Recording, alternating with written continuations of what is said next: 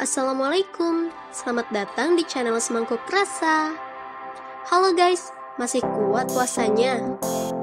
Biar lebih semangat, aku kasih resep minuman segar buat buka puasa nanti, yaitu drink puding.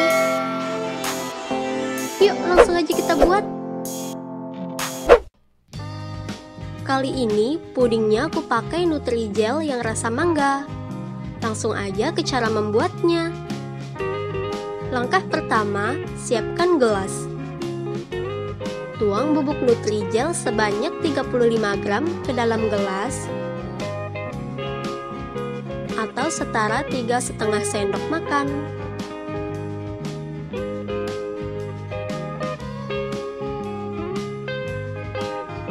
Campurkan air 100 ml ke dalam bubuk puding.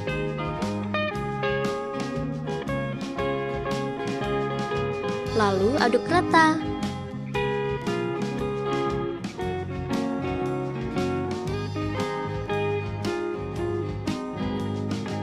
Nah, kalau sudah seperti ini, siap untuk dimasak.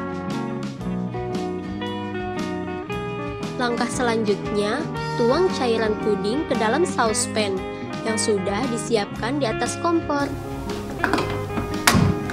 Lalu masak dalam api sedang. Selama proses memasak, sebaiknya puding selalu diaduk sampai airnya mendidih.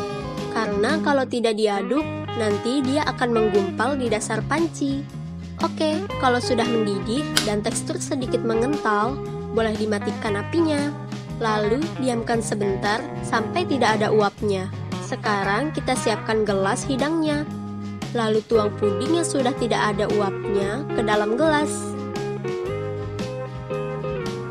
Kemudian simpan dalam chiller selama 15 menit hingga teksturnya kekal dan kenyal.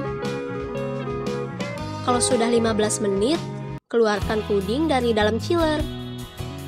Lalu tambahkan susu kesukaan kalian.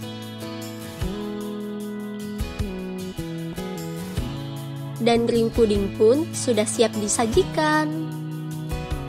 Nah, caranya sebelum diminum, kalian hancurkan dulu pudingnya. Besar kecilnya sesuai selera saja. Kurang lebih seperti ini. Boleh juga ditambah es batu agar lebih segar. Selamat mencoba.